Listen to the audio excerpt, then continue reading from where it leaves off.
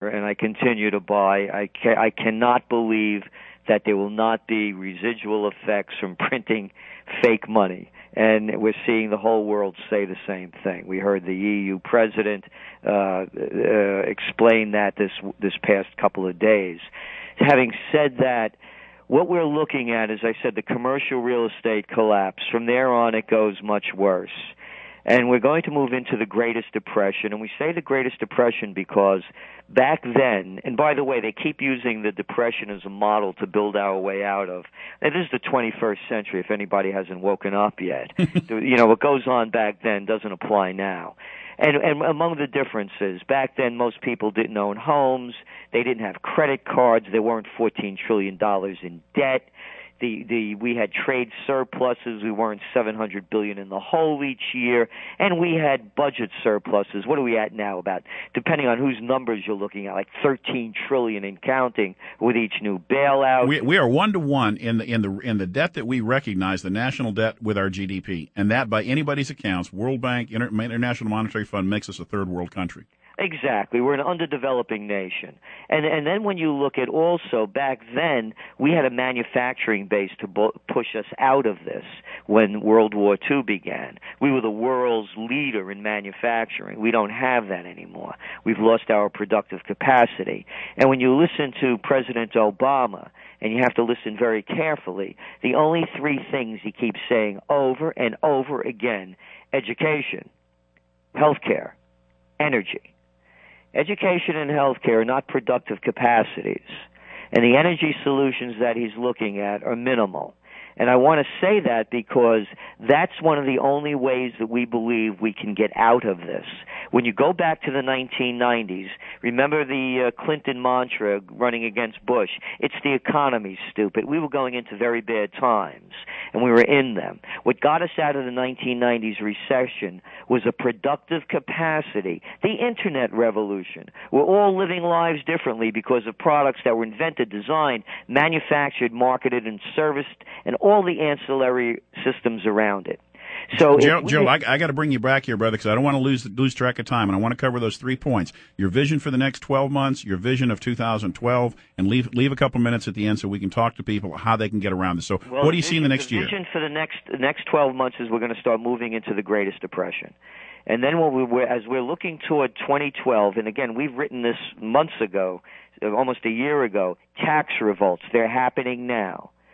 10 cities, they're happening now. You're going to start seeing food riots. The people are not going to be able to afford to eat. And those are happening now in Eastern Europe. Exactly. And here's one that's going to be real big, is crime. As a matter of fact, right up here in Kingston, New York, I cannot verify it, but someone just came running by, half out of their mind, saying that they just robbed the bank around the corner at 3:15 this afternoon. So we're going to start seeing levels of crime we've never seen before. And we're going to also see there could be a day, and this isn't wild thinking, that the United States goes the way of the former Soviet Union. It's going to start breaking up because people are going to realize that Washington does not have the answers. Because, again, as I mentioned, I'm a political atheist. I mean, look at the crew out there. They're going to save us. I mean, who? Pelosi, Frank, Bonner, Dodd, McConnell. How about Laurel and Hardy and Abbott and Costello? I mean, the Washington could nothing. There's not one thing that they could look and say, look at the great job we've done. So you're going to start seeing the nation want to secede, different parts, different areas. Well, in the past few months, 9 U.S. states have reaffirmed their right to secede from the Union. That's also not one of the greatest, most well-known facts out there. And I couldn't figure out. Well, I mean, I could. But 6 months ago, I didn't really understand the trend. I didn't understand why all these states were jumping on the bandwagon. They want to be able to recall their troops, specifically their National Guard troops, to come back and serve within their own state, not to be serving overseas. This has nothing to do, per se, with the U.S. military. It's getting their own National Guard troops back. And we're going to start seeing, as we said, we're going to be asking the question in the Trends Journal, if there are riots and outbreaks, will the U.S. forces fire on their own people? Well, I've asked that question. There's a simple answer. I used to live in Ohio, and I was there when Kent State broke out. And the answer is the U.S. troops will fire on American citizens, but they won't do it because they're ordered to. They'll do it if they are in fear of their own lives. And I think that is the I do not believe U.S. troops will ever fire on American citizens. Well, that, again, that's a question we're going to be asking in detail, because it's going to come to that. People are fed up. I mean, you know that. I mean, with these bailouts, this is a perfect Titanic situation. The ship is going down. There are lifeboats there, but they're only for the too wealthy to drown. I mentioned to you that the New York Times, there was an op-ed piece about pessimism porn.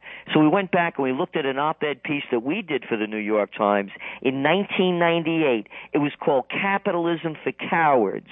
And it was how the Fed was bailing out all of their buddies because, quote, they were too big to fail. This has been going on a long time. All right, Gerald, I need to focus you and Chris and me for the next 3 minutes, if we can. That's about takes us right to the end of the show. On what our average listener driving down the highway that we're looking at right now in downtown Dallas, what they can do. If you're only a tenth right, it's a very bad situation. Well, and let's talk openly. Gerald, what would you recommend the average American citizen do right now to prepare themselves for this? Well, I'll tell you what I do. As I mentioned, I buy gold and have been. I also believe in putting my money in different currencies because this is a time for wealth preservation. So if one goes up, the other one goes down. So I play those as well. I don't buy anything that I don't need. I bought a new car last year, a 1994 Audi Cabriolet. And I got it fixed up. It's a beautiful classic. The whole thing cost me in total about $5,000. Well, when people ask me what I'm going to do, when I joke about gold, and I say the next time I diversify out of gold into something, it's going to be into canned goods. And again, I also, I'm a believer in the Second Amendment. Yes. So I take that very seriously. That, by the way, is my bellwether for a statesman or a politician. If you do not believe in the Second Amendment, there's nothing else I care about as far as your opinion. Well, I'm also a close combat practitioner and have been for some 25 years, been trained by John Perkins of attackproof.com. So you had mentioned earlier about survival. And survival... We got about 2 minutes left, Gerald. You go for the worst. You put down the worst case scenario, and that's what you look at. And once you're prepared for that, then you can pull back. You have the luxury of pulling back. So we're saying to people, prepare for the worst. Then you have the luxury to pull back. It costs nothing to prepare. So dried fruits, whatever they may be, whatever to protect your family, and also start looking at that one thing within you that you can do that you believe a unique quality that's better than anybody else. Now that's great. Let me get Chris in here real quick. Well, so then when we talk to our clients right now, we're talking and have been for quite some time, you need to be 100% safe. All this crap about bail, get back into the market. It's a great buying opportunity, I think, is insanity. And I think then we would be in agreement on that. Would I be correct? Oh, it's a sucker's game, a false flag recovery. All right, Gerald, we have 1 minute left, so I want everybody to get a chance to get a hold of you because we wanted to leave on a positive note. The positive note is, folks, you can take control of your own life. Do not rely upon the government. Gerald, you are a great guest. Please tell everybody how they can reach you. Yes, our website is trendsresearch.com. That's trendsresearch.com. And we have the Trends Journal, the top trends of 2009, and they could look back to the ones in 2008 as well. And I'll give you one thing really quick. If you think that he is by any means a conservative, I have so many references from the New York Times, 48 Hours, CBS News, the Detroit News, Chicago Tribune, Los Angeles Times, all validating your expertise. So, folks, he is not just a conservative, not just a liberal, a great forecaster. Gerald, thanks so much again for being with us. We'd love to have you back anytime, brother. Oh, thank you for having me. All right. Hey, remember our Tea Party, April 15th at Strokers from 3 till 6 live on the air. Come join us and then stay for the party afterwards, and we'll have the biggest tea party in Dallas. Folks, have a great weekend. Take control of your life. You are responsible for you. The government is not responsible for you. We'll be back on Monday. Just a few short days. Chris and I will be back. Have a great weekend, folks.